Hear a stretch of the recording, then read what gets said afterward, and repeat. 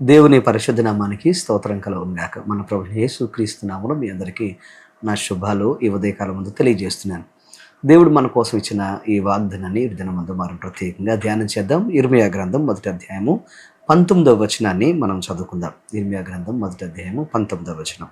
వారు నీతో యుద్ధము చేతురు గాని నిన్ను విడిపించుటకు నేను నీకు తోడై ఉన్నందున వారు నీపైన విజయము పొందజాలరు. ఇదే యెహోవా వాక్కు. నా ప్రియ సహోదరి సహోదరులరా, ఈ ఉదయకాలం ముందు వాగ్దానము మీ జీవితములో నెరవేరునుగాక. నా ప్రియ సహోదరి సహోదరులరా, దేవుడు మనతో చాలా సూటిగా మాట్లాడుతున్నాడు, అలాగే చాలా బలముగా ఆయన మాట్లాడుతున్నాడు. చాలా మందిలో ఒక సందిగ్ధం ఉంటుంది. దేవుడు నాకు తోడుగా ఉంటే ఈ శ్రమలు ఎందుకు? దేవుడు నాకు నిజంగా సహాయం చేస్తే నాకు ఈ పోరాటాలు ఎందుకు, ఈ వ్యాధులు ఎందుకు, ఈ కష్టాలు ఎందుకు? దేవుడు నిజంగా మాతో వస్తే ఈ భయంకరమైన యుద్ధాలేంటి, ఈ ప్రమాదాలేంటి, ఎంతటి భయంకరమైన పోరాటాలేంటి అనే ఒక భయంకరమైన బాధ, వేదన, దుఃఖము, అలాగే ప్రశ్నలు మనిషిని వెంటాడుతూనే ఉంటాయి. ఈరోజు ఈ వాక్యం చూస్తున్న మీ జీవితాల్లో కూడా మిమ్మల్ని ఈ ప్రశ్నలు వెంటాడుతున్నాయేమో.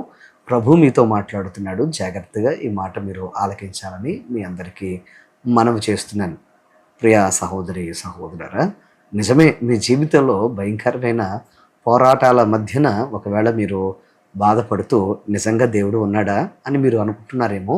అయితే దేవుని వాక్యం చెప్తున్న మాట ఏంటంటే, అవును, యుద్ధము నిజం, పోరాటం నిజం, కష్టం నిజం, కానీ దేవుని వాగ్దానం అంతకన్నా గొప్పది, అంతకన్నా బలమైన సత్యము అనే విషయాన్ని మీరు గమనించాలని మీకు మనవి చేస్తున్నాను. వారు యుద్ధం చేస్తారు కానీ నీ పైన వారు యుద్ధములో గెలవరు, ఎందుకంటే నేను నీకు తోడుగా ఉన్నాను. యుద్ధాన్ని ఆయన ఆపకపోవచ్చు, ఎందుకంటే ఆయన చిత్తం అది కాకపోవచ్చు. ఆయన యుద్ధము అడ్డుకోలేదు, నీ బాధల్ని ఆయన తీసివేయలేదు, లేకపోతే నీ యొక్క శ్రమని, పోరాటాన్ని ఆయన అడ్డుకోలేదంటే ఆయన నీతో లేడన్నట్టు కాదు.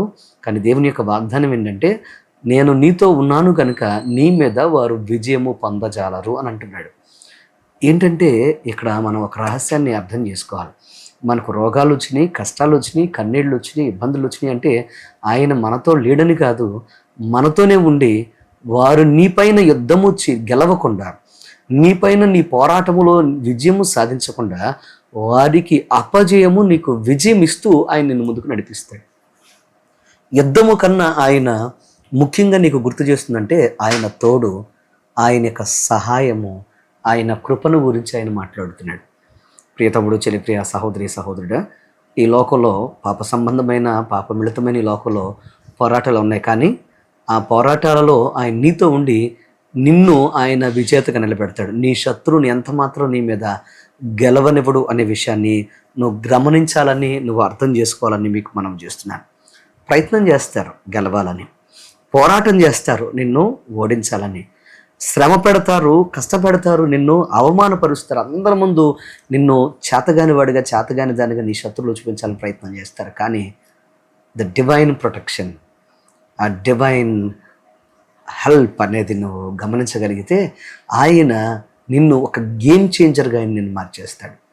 అప్పటి వరకు వారు విజయం సాధించినట్లు కానీ, అప్పటి వరకు వారు నవ్వుతూనే, అప్పటి వరకు నిన్ను అపహాస్యం చేస్తూనే ఉంటారు. నీ శత్రువులో, నీ బాధలు, నీ కష్టాలు నిన్ను ఏడిపించేవారు. కానీ అప్పటికప్పుడు దేవుడు నీ జీవితంలో ఆయన ఎంత బలంగా పనిచేస్తున్నాడో అందరికీ ఆశ్చర్యపోయే రీతిలో వారిది జయము అనుకున్న ఆ రోజే అపజయము వారి జీవితంలోనికి ఆయన రప్పించి నిన్ను విజేతగా ఆయన నిలబెడతాడు.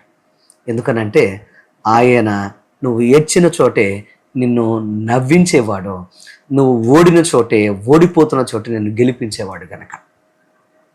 ప్రియ సహోదరి సహోదరులారా, ఒక్కసారి ఆలోచన చేయండి. తన పిల్లలు కష్టంలో ఉన్నప్పుడు, బంధించబడినప్పుడు, కార్నర్ చేయబడినప్పుడు, ఇంకా పట్టేసుకుంటాము, అయిపోయారు అనుకున్నప్పుడు ఆయన ఎదురుగా ఉన్న సముద్రాన్ని రెండుగా చీల్చేయలేదా? ఎందుకనంటే ఆయన తోడు నీకుంటే నీ జీవితంలో, నీ బ్రతుకులో ఆయన వచ్చిన కష్టాన్ని చీల్చడం, వచ్చిన భయంకరమైన అడ్డుల్ని ఆయన పగలగొట్టడం నువ్వు చూస్తావు. ఎందుకనంటే ముందు నిన్ను బయటకు రప్పించి శత్రు పని అప్పుడు ఆయన పడతాడు. ఈరోజు నీ జీవితంలో కూడా ఈ ఉదయకాలం ముందు బలంగా ఈ మాటను, ఈ వాగ్దానాన్ని స్వీకరించు. ఆయన నీకు తోడుగా ఉన్నాడంటే శ్రమ పని పట్టి శత్రువు పని ఆయన తర్వాత నీ జీవితంలో నువ్వు కళ్ళారా చూస్తూ ఉండగా వారి గతి ఎలా ఉంటుందో నువ్వు చూసి దేవుని నామాన్ని ఘనపరిచేటట్లుగా నిన్ను ఆయన మారుస్తాడు. ఈరోజు ఆయన సన్నిధిలో బలంగా మరింత ఓపికతో మరింత విశ్వాసంతో, అయ్యా నువ్వు నాకు తోడుంటే చాలు ప్రభువా, నా జీవితంలో ఇంకా నేను ఎలాంటి పరిస్థితులను ఎదుర్కోగలుగుతాను అనగలిగితే ఆయన గొప్ప కార్యం చేస్తావు. ఈరోజు అట్టి అద్భుతమైన విజయాన్ని దేవుడు నీకు అనుగ్రహించి నీ దినమంతా ఈ సంవత్సరం అంతా అద్భుతమైన సక్సెస్ఫుల్ పర్సన్గా నేను నిలబెట్టును గాక. అట్టి కృప దేవుడు నీకు అనుగ్రహించును గాక. లెట్స్ ప్రే, ప్రార్థన చేసుకుందాం. మా పరమ తండ్రి నీకుందని స్తోత్రాలు. ఎంత గొప్ప మాటనైనా ఈరోజు మాతో మీరు వాగ్దానంగా ఇచ్చారు. అవును నాయనా, మా జీవితంలో పోరాటాలు ఉన్నాయి, కానీ నీ వాగ్దానం ప్రభా, నీ యొక్క అద్భుతమైన మాట, నీవు మాకు తోడుండగా అయ్యా మా జీవితాల్లో శత్రువులకు అపజయం, అయ్యా మాకు విజయాన్ని ఇస్తాను వాగ్దానం చేస్తున్నాం. ఈరోజు అపజయాల మధ్యన, కష్టాల మధ్యన నలిగిపోయిన బిడ్డలందరినీ మీరు జ్ఞాపకం చేసుకొని ఈరోజే బలపరిచి ప్రభా, మరింత శక్తితో మరింత బలముతో నిలబెట్టి ఎన్నడూ చూడని ఆశీర్వాదాలు చూసే కృపా భాగ్యం దయచారు. అపజయాలు విజేతలుగా మీరు మార్చమని వేడుకుంటున్నాను. అయ్యా నీ యొక్క తోడు ఎంత అద్భుతమైన ఆశీర్వాదాన్ని విడుదలను ఇస్తుందో ప్రతి ఒక్కరు కూడా గుర్తించే కృప దయచేయమని ఈ ఉదయకాల ఆశీర్వాదాలతో నింపు నడిపించి, ఏ ప్రాంతము నుండి బిడ్డలు ఈ వాక్యం చూస్తున్న వారి జీవితంలో అద్భుతమైన నీ యొక్క సన్నిధిని అనుభవించే భాగ్యాన్ని మనం యేసు నామమున అడుగుచున్నాము తండ్రి, ఆమెన్. God bless you. దేవుడు మిమ్మల్ని దీవించును గాక. దేవుని కృప, దేవుని ఆశీర్వాదం మీకు తోడుగా వచ్చును గాక. ఆమెన్.